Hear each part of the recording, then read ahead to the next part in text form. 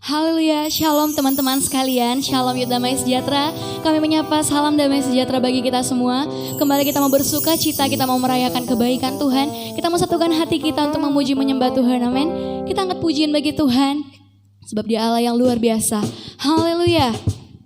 Mari bertepuk tangan bagi Tuhan. Sebab Engkau baik Tuhan, Yesus. Terima kasih Tuhan, Kau dahsyat Tuhan. Tiada seperti-Mu Tuhan di dalam dunia ini. Haleluya. Satukanlah hati kami untuk memuji dan menyembah, oh Yesus, Tuhan dan Rajaku. Oh, eratkanlah tali kasih di antara kami semua, oh Yesus, Tuhan dan Rajaku. Kami mau bergandengan tangan bersama, katakan bergandengan tangan, amin, dalam satu kasih. Bergandengan tangan dalam satu iman, saling mengasihi di antara kami. Katakan keluarga kerajaan Allah. Yang percaya kita keluarga kerajaan Allah, mari kita angkat pujian ini lebih sungguh lagi, lebih semangat lagi. Kita mau nyatakan kepada Tuhan, haleluya. Satukanlah hati kami, amin, untuk memuji dan menyembah. Katakan, oh Yesus, Tuhan dan Rajaku. Oh, eratkanlah tali kasih di antara kami semua. Katakan, oh Yesus, Tuhan dan Rajaku. Mari bergandengan tangan dalam satu kasih. Katakan, bergandengan tangan dalam satu iman, saling mengasihi di antara kami. Katakan keluarga kerajaan Allah. Bergandengan tangan, amin Tuhan, dalam satu kasih. Oh, bergandengan tangan dalam satu iman. Kami mau saling mengasihi di antara kami. Oh, keluarga kerajaan Allah. Kita keluarga kerajaan Allah, amin. Katakan, keluarga kerajaan Allah. Keluarga, katakan, keluarga kerajaan Allah. Haleluya, sebab kita adalah keluarga kerajaan Allah. Oh Yesus Tuhan, haleluya, sebab Dia Allah yang luar biasa. Dia Allah yang menerima setiap pujian kita. Haleluya. Tuhan memberkati setiap pujian kita, amin. Kita mau menyembah Tuhan pada malam hari ini. Kita mau siapkan hati kita sebelum kita diisi oleh kebenaran firman Tuhan. Kita percaya kuasa Tuhan tetap nyata. Kita percaya apapun yang kita minta, yang sesuai kehendak Tuhan akan dinyatakan Tuhan. Terima kasih Tuhan untuk setiap hidup kami, untuk setiap nafas kehidupan kami, untuk setiap apapun yang terjadi dalam kehidupan kami Tuhan. Kau terlalu baik Tuhan. Terima kasih Tuhan. Terima kasih Yesus. Kau baik Tuhan. Penolong yang selalu setia, memenuhi keperluanku.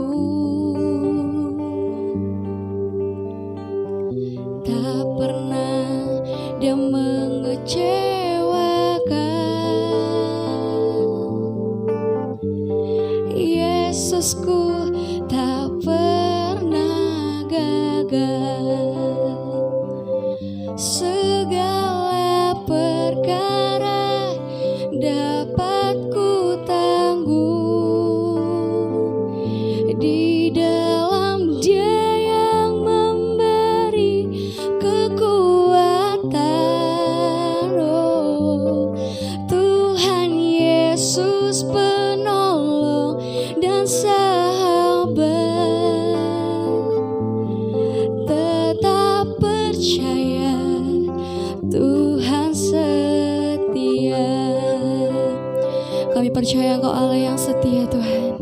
Mari bersama kamu mudah-mudi angkat suaramu katakan, penolong yang selalu setia, memenuhi keperluanku. Tak pernah Dia mengecewakan. Kau tak pernah gagal Tuhan. Yesusku tak pernah gagal. Bersama katakan, segala perkara dapat ku tanggung di dalam Dia yang memberi kekuatan. Oh Tuhan Yesus, penolong dan sahabat, tetap percaya Tuhan setia. Segala perkara dapat ku tanggung di dalam Dia yang memberi kekuatan. Oh Tuhan Yesus, penolong dan sahabat, tetap percaya Tuhan setia. Mari angkat tanganmu bersama, serukan, segala perkara dapat ku tanggung. Oh di dalam Dia yang memberi kekuatan. Yesus, Tuhan Yesus, penolong dan sahabat. Kau sahabat, tetap percaya Tuhan setia, tetap percaya Tuhan setia, tetap percaya Tuhan setia. Oh, kami percaya Tuhan, Kau setia. Tiada yang mustahil bagi Allahku, tiada yang tak mungkin bagimu Tuhan. Oh Yesus, Allah yang setia, Allah yang memenuhi segala keperluanku menurut kekayaan dan kemuliaan-Mu. Terima kasih kami katakan, Engkau baik selama-lamanya Tuhan. Engkau Allah yang tak tergantikan dalam hidupku, tak tertandingi perbuatan-Mu Tuhan. Oh biarlah kehidupan kami menyukakan Engkau ya Roh Kudus. Segala puji, segala hormat, segala kemuliaan, segala yang terbaik hanya bagi Allah yang duduk di atas tata. Oh segala perkara dapat ku tanggung di dalam-Mu yang memberikanku kekuatan. Oh kami percaya firman-Mu, kami percaya janji-Mu Tuhan, ya dan amin. Oh Yesus, bertatalah Engkau atas hidup kami, bertatalah di atas segala pujian kami. Oh Jesus, name above all names, King above all kings. You are worthy, oh God, you are worthy, Holy Spirit. We worship you, we worship you, we worship you, oh God. Thank you Jesus, thank you God, thank you Lord. Hallelujah.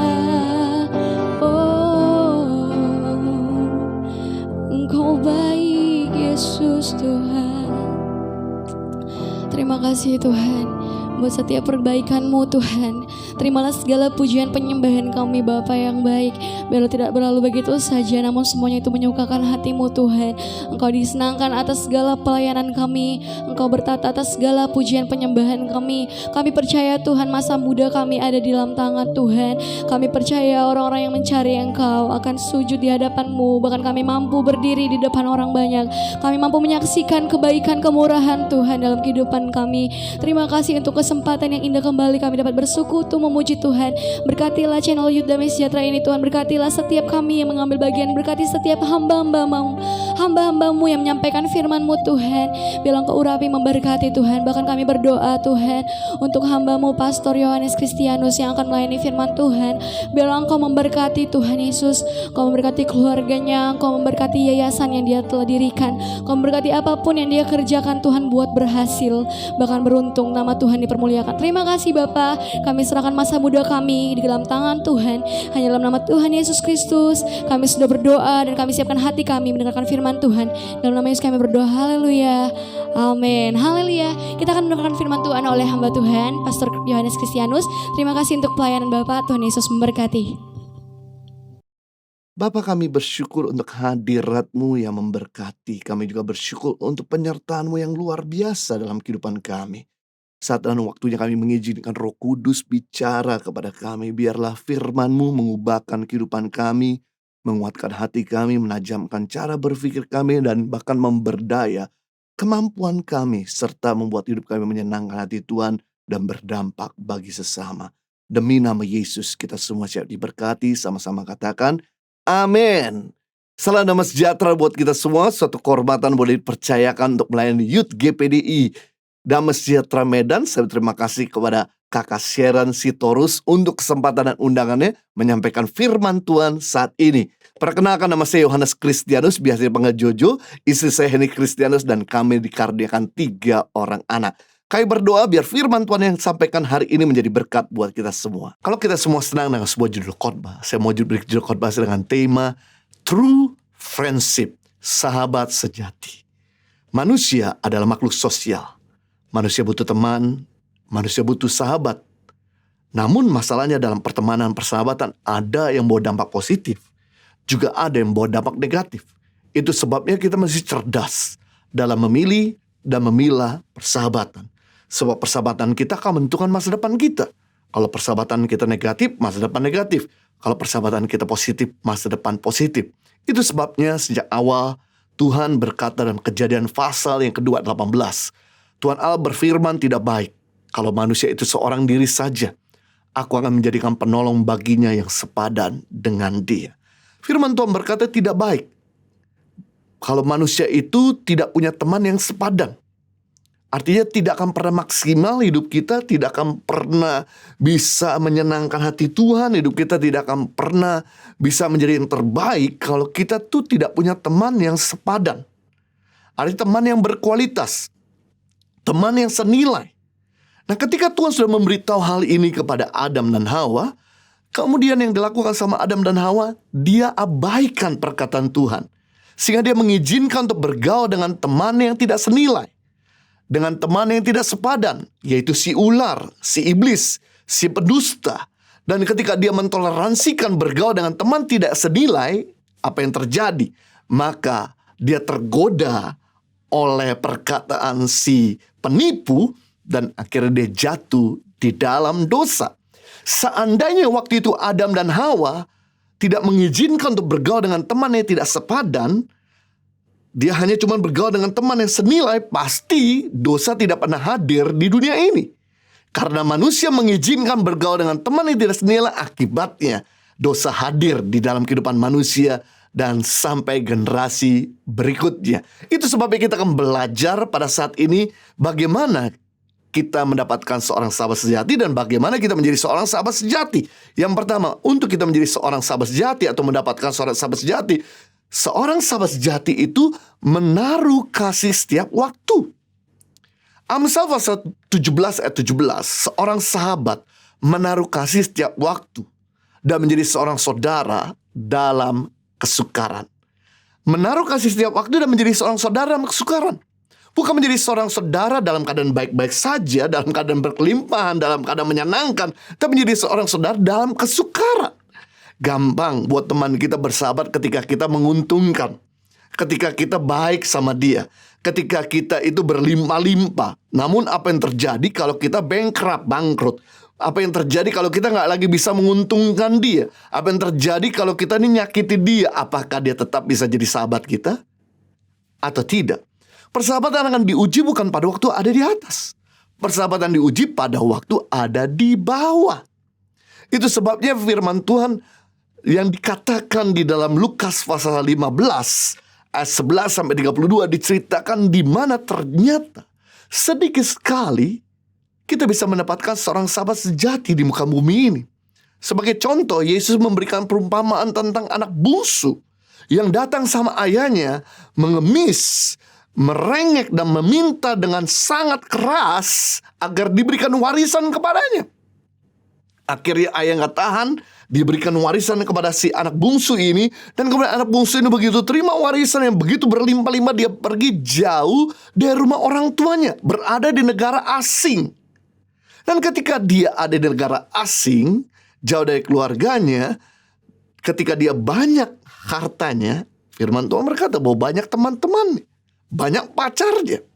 Tapi apa yang terjadi begitu harta bendanya habis, maka temannya mulai meninggalkan satu-satu.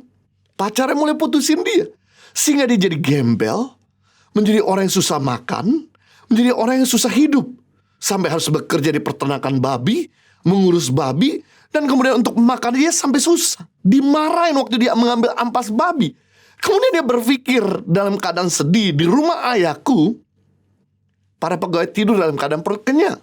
Sedangkan saat ini aku tidur dalam keadaan perut lapar.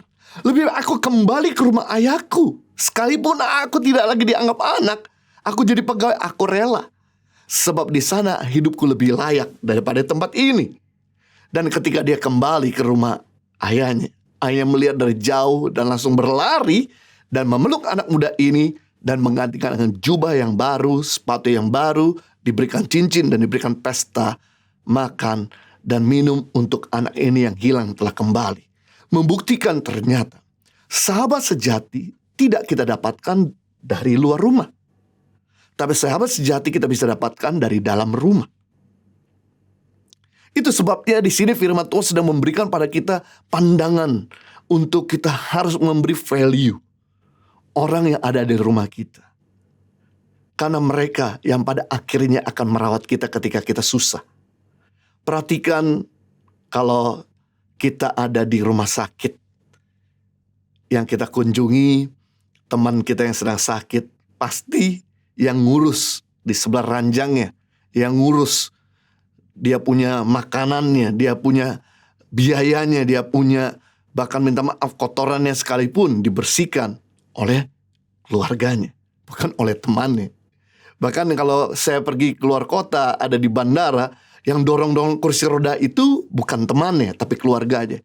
Itu sebabnya jangan pernah kita memprotaskan orang yang ada di luar rumah dibandingkan orang yang ada dalam rumah. Karena orang dalam rumah pada akhirnya akan ngurus kita ketika kita dalam keadaan sakit.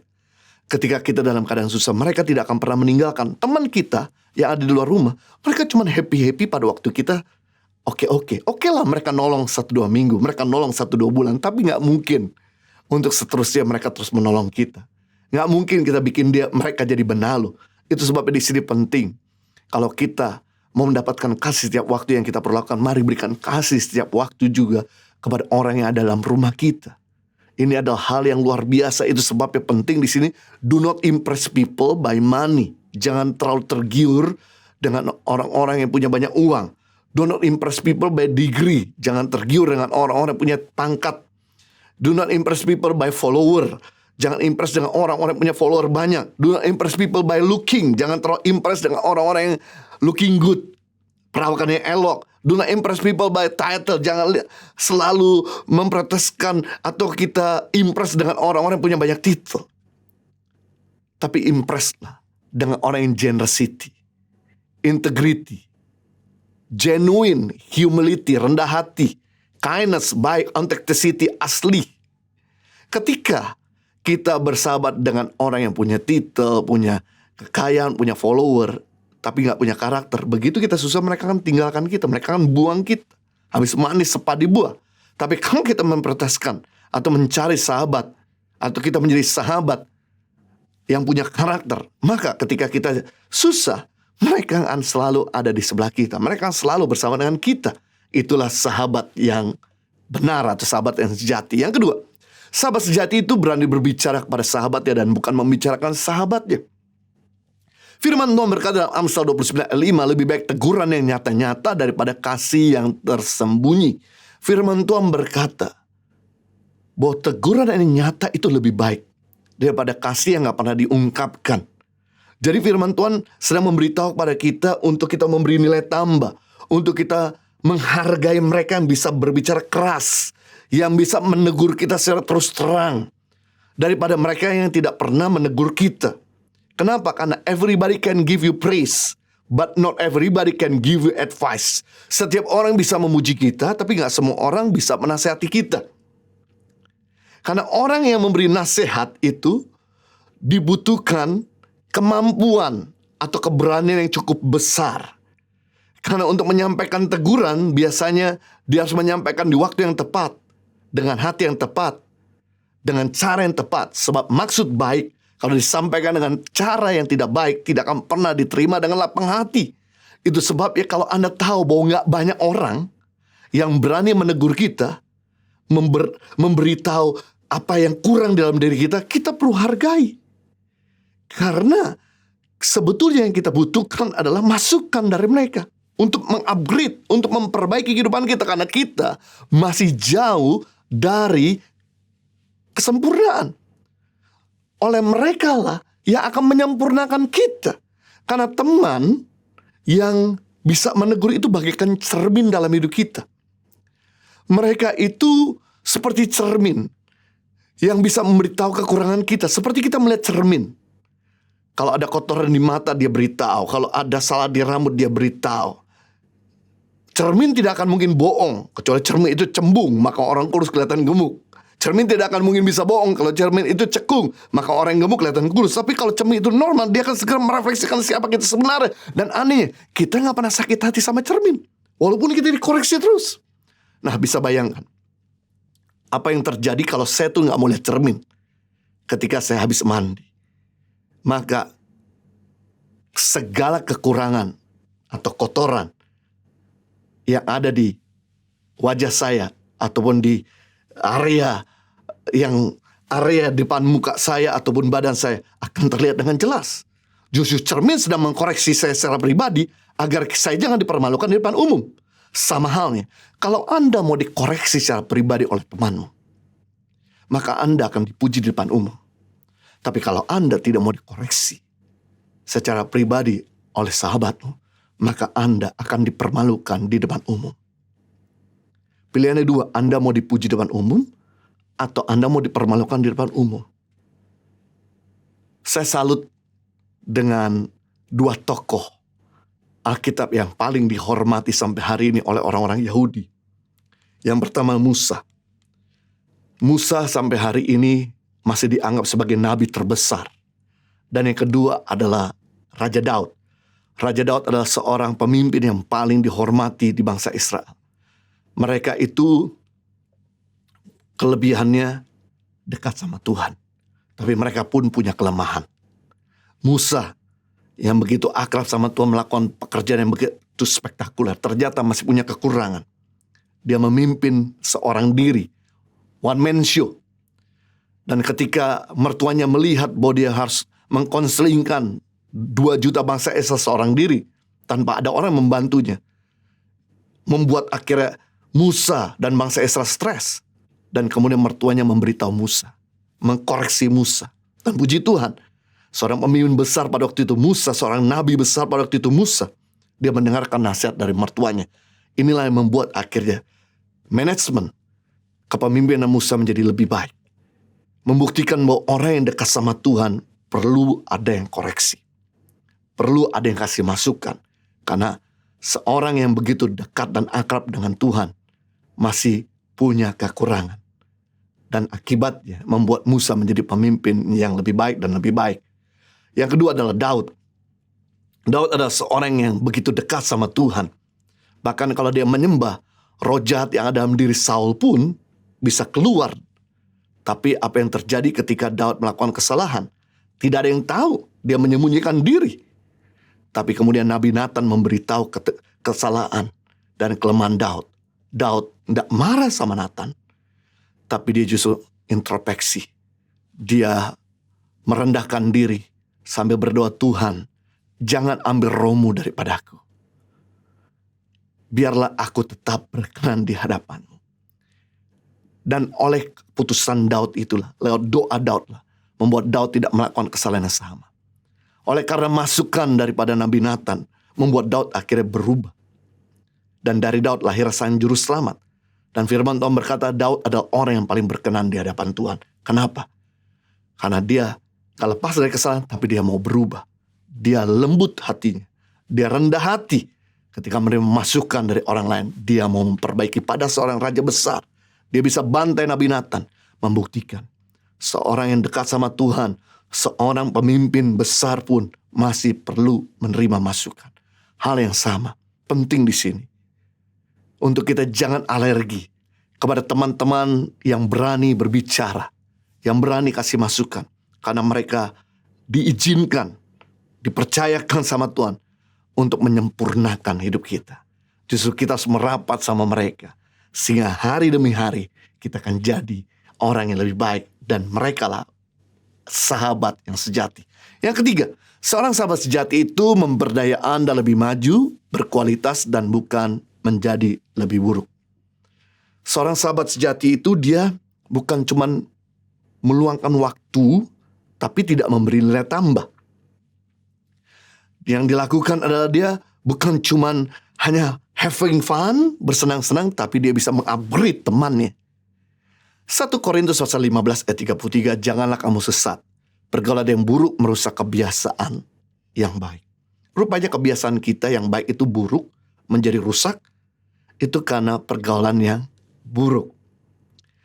Bukan problem yang merusak kebiasaan kita. Justru kadang-kadang problem membentuk kebiasaan kita lebih baik.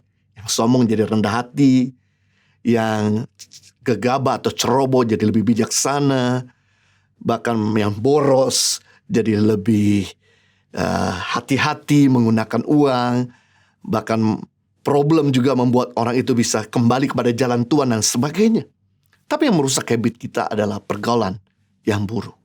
Yang menjadi pertanyaan, dari mana saya tahu apakah sahabat saya itu negatif atau positif? Gampang dengan melihat apakah kebiasaan buruk kita makin bertambah atau kebiasaan buruk kita makin berkurang. Kalau hari ini kita makin ngomong kotor, kita makin sering sakiti orang, kita makin jauh dari Tuhan, kita makin sering jatuh dalam dosa, kita bahkan tidak lagi sayang sama keluarga, kita nggak lagi achieve the target dalam pekerjaan kita. Saya bisa pastikan buat teman-teman kita ada teman-teman negatif. Namun sebaliknya, kalau hari ini perkataanmu berkualitas, kalau hari ini engkau makin sehat, mencapai target-targetmu dalam pekerjaan, engkau makin sayang sama keluarga, engkau makin dekat sama Tuhan dan berjalan dalam kebenaran, saya bisa pastikan buat teman-teman kita ada teman-teman positif. Karena orang di sebelah kita punya daya pindah yang cepat untuk memindahkan apa saja. Sebagai contoh, ada seorang anak kecil yang sudah hampir meranjak remaja masih disuapin oleh babysitternya. Suatu kali di hari ulang tahun anak ini, dia duduk bersama dengan teman-teman yang seusia. Teman-teman makan sendiri, tidak ada yang suapin. Lalu dia langsung memberitahu kepada babysitternya untuk jauh-jauh, jangan lagi dia disuapin. Dan sejak hari itu, dia tidak lagi makan disuapin. Karena dia melihat teman-temannya yang dewasa, teman-temannya yang tidak disuapin. Ternyata pergaulan itu memberikan percepatan. Dari yang masih kekanak-kanakan menjadi lebih dewasa. Hal yang sama. Kalau kita hari ini sudah tidak punya lagi kasih, kita makin selfish. Kalau hari ini kita makin jebol. Kita punya self defense, penguasaan diri kita udah nggak ada lagi. Kalau kesabaran kita udah nggak ada lagi, kebaikan, kesetiaan kita nggak punya lagi, saya bisa pastikan buat teman-teman kita ada teman-teman negatif. Namun sebaliknya kalau hari ini kasih kita bertambah-tambah, kita setia sama Tuhan dan keluarga, kita makin penuh kasih, penuh dengan kebaikan, sabar, punya penguasaan diri, kita makin lemah lembut, saya bisa pastikan bahwa teman-teman kita adalah teman-temannya positif. Itu sebabnya yang saya mau katakan adalah kita harus berani tega untuk meninggalkan teman-teman kita yang memberi pengaruh negatif. Karena mereka ini gak pernah peduli akan hidup kita. Yang mereka pikirkan adalah dirinya sendiri. Kalau Anda tahu bahwa gak ada orang yang peduli memikirkan kita, kita harus memikirkan diri sendiri. Sebab kalau masa depanmu hancur, makin dirugikan dirimu sendiri. Yang kita perlu lakukan, berani tega tinggalkan mereka. Dan rendah hati untuk bergaul dengan orang-orang bijak. Karena kitab Amsal berkata, barang siapa bergaul dengan orang bijak, dia menjadi bijak. Barang siapa bergaul dengan orang bebal, dia akan menjadi malang. Artinya orang ini belum bijak, orang ini masih bodoh. Tapi karena bergaul dengan orang bijak, orang positif, dia jadi positif. Sama halnya mungkin kita gak bijak, mungkin kita gak positif. Kita masih jatuh dalam kesalahan yang sama. Yang kita lakukan, tinggalkan teman yang negatif, bergaul dengan teman positif. Maka cepat atau lambat akan memberikan percepatan dalam kehidupan kita. Sebagai contoh, dalam perumpamaan tentang 5 talenta, 2 talenta, dan 1 talenta dalam Matius pasal 25. Di mana diceritakan ada satu orang tuan memiliki 3 orang hamba. Hamba yang pertama diberikan 5 talenta, hamba yang kedua diberikan 2 talenta, dan hamba yang terakhir diberikan 1 talenta. Masing-masing diberikan sesuai dengan kesanggupannya. Lalu tuan itu berangkat. Nah kemudian hamba yang punya 5 talenta, dia coba menjalankannya dan mengembangkan, akhirnya menjadi 10 talenta. Hamba yang punya 1 menjalankan, dia gagal. Dan kemudian dia komplain, dia bersungut-sungut, dia ngomongin pemimpinnya, dia jelekin teman-temannya, dan akhirnya dia mengubur kemampuannya. Nah hamba yang punya 2 talenta, dia ada di persimpangan jalan. Dia bingung mau bergaul dengan teman yang punya 1 talenta yang ada di sebelah, atau dengan teman yang punya 5 talenta. Nah untuk bergaul dengan teman yang punya 5, dia harus melewati beberapa barrier, beberapa line. Untuk bergaul dengan, dia harus melewati orang yang punya 3 talenta, 4 talenta, dan baru dia bisa bergaul dengan teman yang punya 5 talenta. Memang Alkitab tidak dikatakan ada yang punya 3 talenta, tapi pasti di dunia ini ada orang yang punya 3 talenta. Dan bird always fly with same feather. Burung selalu terbang dengan sejenisnya. Nggak mungkin Raja Wali bergaul sama bebek. Nggak mungkin ayam bergaul sama elang. Raja Wali akan bergaul dengan sejenisnya. Bebek akan bergaul dengan sejenisnya. Demikian orang yang punya 5 talenta pasti akan bergaul dengan punya 5 talenta. Orang yang punya 1 talenta akan bergaul dengan orang yang punya 1 talenta. Orang yang punya 2 talenta ini, dia coba ada persimpangan jalan, dia bingung mau bergaul dengan siapa. Padahal orang di sebelahnya punya suara lebih keras. Orang yang punya 1 talenta pasti akan menarik-narik. Dan kalau dia bergaul dengan orang yang punya 1 talenta, talenta tetap 2. Tapi tenggat. Firman Tuhan berkata dalam Matius 25:17, hamba yang menerima 2 talenta itu pun berbuat demikian juga. Dan berlaba 2 talenta. Berbuat demikian juga, berbuat seperti hamba yang punya 5 talenta. Dan akhir talenta berkembang menjadi 4. Dari firman Tuhan ini sedang menginspirasi kita. It doesn't matter kita lahir dari keluarga miskin. Tidak berada. Nggak ada masalah kita nggak fasih bicara. Nggak ada masalah kita nggak punya pendidikan tinggi. Nggak ada masalah mungkin kita nggak punya talenta banyak. Selama kita bergaul dengan orang-orang positif, maka kita yang nanti dari something, yang zero jadi hero, yang minus jadi surplus, yang sampah menjadi berharga, menjadi berpengaruh ketika kita rendah hati untuk bergaul dengan orang-orang positif. Kita belajar yang keempat, seorang sahabat sejati mendorong sahabat yang mendekat ke Tuhan lebih daripada ke dirinya sendiri. Seorang sahabat sejati itu, dia bisa mendorong kita lebih dekat ke Tuhan dan bukan lebih dekat ke dia. Saya nggak ada salahnya kita bergaul dengan teman-teman kita di komsel, teman di gereja. Tapi jangan sampai kita bergaul sama mereka menyedot waktu kita habis, sehingga kita pulang kemalaman, tidak ada waktu dengan keluarga, atau waktu dengan Tuhan, bahkan beres-beres rumah, atau mempersiapkan untuk besok presentasi, pekerjaan, mengakibatkan kita begitu pulang saking larut malam karena cekak-cekik sama teman-teman. Akhirnya kita mau kehilangan momentum untuk mendoakan anak, untuk bikin mesbah keluarga, untuk bergaul sama Tuhan.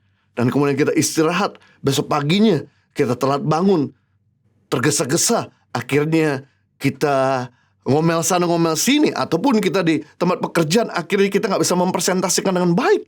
Kita punya performance karena kita terlalu tadi malam terlalu menghabiskan waktu sampai akhirnya lupa untuk waktu bagi diri sendiri, waktu bagi Tuhan, dan waktu bagi keluarga. Itu sebabnya penting kalau Anda tahu bahwa Anda punya keluarga, Anda punya Tuhan, Anda juga punya perlu waktu untuk istirahat bagi dirimu sendiri.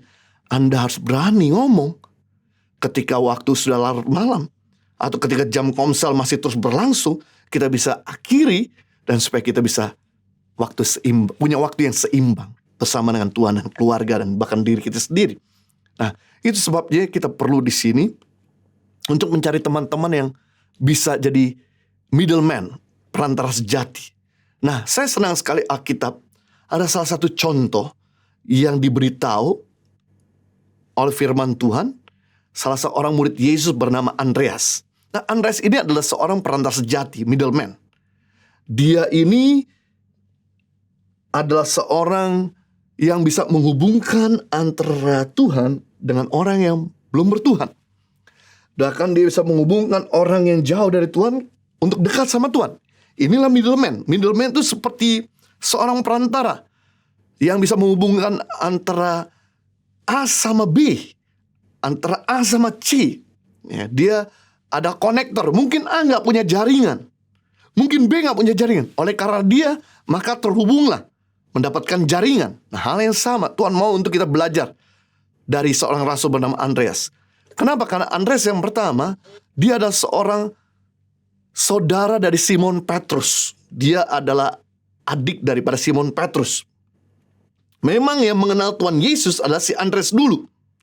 Ketika Andreas kenal Tuhan Yesus, dia melihat begitu dahsyat ya pengajaran Yesus, begitu diberkati dia oleh Yesus. Dan kemudian dia ingat abangnya yang belum mengenal Yesus. Dan kemudian dia bawa abangnya, Petrus, kepada Tuhan Yesus. Dan akibat ya Petrus mengenal Tuhan, dan kita melihat bahwa Petrus lebih dipakai daripada Andreas. Membuktikan bahwa seorang middleman itu dia tidak cemburu ketika orang yang dibawa kepada Tuhan jauh lebih dipakai, jauh lebih diberkati. Dia berbangga, dia senang karena melalui dia menjadi perantara. Sungguh luar biasa. Hal ini yang saya lakukan juga kepada istri saya. Dulu waktu kami belum pacaran, Henny yang sekarang menjadi istri saya, dia masih belum dalam Tuhan. Dia kemudian saya bawa kepada Tuhan, dan kemudian dia dibimbing dalam Tuhan, dibaptis penuh Roh Kudus, dan kemudian melayani. Kemudian saya juga mengajak untuk sekolah Alkitab, dan kemudian bertumbuh, dan sempat setelah punya anak, dia tidak pelayanan beberapa waktu, dan kemudian saya dorong dia untuk bisa melayani, dan puji Tuhan, hari ini dia jauh lebih dipakai daripada suaminya, jauh lebih dikenal daripada suaminya. Apakah saya cemburu? Tidak. Karena lewat apa yang kami lakukan, kita bisa melahirkan orang-orang yang menjadi bintang. Dan kedua, karya Andreas itu, dia bersama dengan Filipus membawa orang-orang Yunani kepada Tuhan Yesus. Sampai hari ini, Yunani menjadi negara Kristen Ortodok terbesar di Eropa. Itu karena ada karya Andreas. Dan kemudian yang ketiga, Andreas itu adalah seorang yang membawa anak kecil kepada Tuhan Yesus. Ketika Tuhan Yesus sedang bertanya, adakah lauk pauk untuk memberi makan kepada 5.000 orang? Di sinilah Andreas menjadi perantara membawa anak kecil yang punya 5 roti 2 ekor ikan dan serahkan kepada Yesus. Dan kemudian Yesus memecah-mecahkannya, bersyukur, dan kemudian 5.000 orang dikenyangkan dan sisa 12 paku. Itu karena ada Andreas yang menjadi perantara. Kita bisa melihat di sini bahwa kita perlu teman-teman yang bisa mendorong kita ke Tuhan, yang mendekatkan kita ke Tuhan, yang bahkan mengkonekkan kita sama Tuhan. Dan kita juga harus menjadi orang sahabat sejati bagi yang lain. Jangan sampai karena kita membuat orang itu jauh sama kita. Membuat pacar kita justru makin jauh sama Tuhan. Membuat pasangan kita makin jauh sama Tuhan. Justru oleh karena kita harusnya kita bisa lebih mendekatkan mereka ke Tuhan. Sebab kalau kita gak pernah mendekatkan keluarga kita, anak kita, istri kita, atau pasangan kita kepada Tuhan, kita yang repot sendiri. Mereka jatuh dalam dosa, mereka melakukan pelanggaran, mereka gak tahu kebenaran firman Tuhan. Kita yang jadi repot. Kita yang akhirnya pusing, kita yang harus membantu dan sebagainya. Kita harus menata hidupnya. Itu sebab penting di sini, sebagai orang tua, kita harus mendekatkan anak-anak sama Tuhan dengan membangun mesbah keluarga setiap hari. Dan kita sebagai seorang yang sudah menikah, tentu kita harus bisa sharing firman Tuhan terus kepada pasangan kita. Jangan sampai kita rohani, pasangan kita duniawi. Penting di sini, kita menjadi sahabat sejati juga bagi keluarga kita dan bagi orang di sekitar kita. Sehingga pada akhirnya kita akan melihat di mana kehidupan kita lebih baik dan kehidupan orang di sekitar kita pun bertambah baik. Amin. Jadi kita belajar hari ini ada 4 ciri-ciri daripada seorang sahabat sejati. Yang pertama, seorang sahabat sejati menaruh kasih setiap waktu. Yang kedua, seorang sahabat sejati berani berbicara kepada kita dan bukan membicarakan kita. Yang ketiga, seorang sahabat sejati itu bisa memberdaya kita, membuat kita lebih maju. Dan yang keempat, seorang sahabat sejati itu bisa membawa kita lebih dekat ke Tuhan dan bukan lebih dekat kepada dirinya sendiri. Mari kita berdoa. Bapa di surga, terima kasih untuk firman-Mu yang telah menginspirasi dan memberkati kami. Saat ini kami belajar di mana kami menemukan parameter, ciri-ciri daripada seorang sahabat sejati. Dan tolonglah supaya kami selalu dikelilingi sama orang-orang yang bisa menopang. Karena kami gak selalu ada di atas, kami gak selalu dalam keadaan produktif. Ada saatnya momennya kami ada di bawah, itu sebabnya kami perlu ada orang-orang yang bisa menopang. Dan jadikan kami juga orang-orang bisa menopang yang lain, menopang keluarga kami, menopang teman kami. Dalam momen-momen seperti ini di masa pandemik, kami mau support orang tua kami, support saudara sepupu kami, saudara kandung kami mau support orang-orang sekeliling kami, menaruh kasih setiap waktu, menjadi seorang sahabat dalam kesukaran. Dan ketika kami melakukan hal ini, maka Tuhan akan keliling kami dengan sahabat sejati. Yang kedua, kami belajar supaya kami juga bisa jadi orang yang berbesar hati ketika ada sahabat yang memberitahu, mengkoreksi. Kami gak alergi, sakit hati, tapi kami bisa berbenah diri, menyebabkan kami bisa lebih baik dan kami gak dipermalukan di depan umum. Dan jadikan kami juga orang yang berani untuk berbicara kepada teman kami, supaya mereka lebih baik lagi. Walaupun resikonya kami dijauhi, kami dibenci. Tapi firman Tuhan memang berkata, ketika barang siapa melihat kesalahan orang lain dan tidak menegurnya, maka kamilah harus menanggung akibatnya. Tapi ketika kami berani berbicara, maka kami sudah melakukan tugas kami. Tugas kami yang memberitahu, tugas Tuhan yang mengubahkan, mengingatkan mereka. Yang ketiga, kami belajar, biarlah kami selalu diberdaya sama teman-teman, sehingga membuat kami punya karakter, punya skill, punya kemampuan yang semakin besar kapasitas kami. Dan jadikan kami juga orang yang bisa terus memberdaya orang sekeliling kami. Dan yang keempat, kami belajar untuk kami mendapatkan seorang sahabat sejati, ciri-ciri seorang sahabat sejati, menjadi seorang sahabat sejati, yaitu kami bisa mendorong orang kepada Tuhan. Dan sediakan orang-orang yang terus mendorong kami untuk kepada Tuhan. Sehingga membuat kami bisa makin intim sama Tuhan, melekat sama Tuhan. Dan hal inilah yang buat kami berbuah dan berbuah dengan lebat. Dan jadikan kami juga orang-orang yang bisa menghantar istri, anak, suami, teman-teman untuk lebih dekat pada Tuhan dan bukan lebih mendekat pada kami. Sehingga waktu yang ada, mereka semakin berkenan, mereka semakin diubahkan dari hari ke hari menjadi seperti Kristus. Di dalam nama Yesus, ketika kami punya sahabat sejati dan menjadi seorang sahabat sejati, maka kami akan berjalan from glory to glory, success to success, victory to victory. Demi nama Yesus, kita semua sudah diberkati, sama-sama katakan, amin.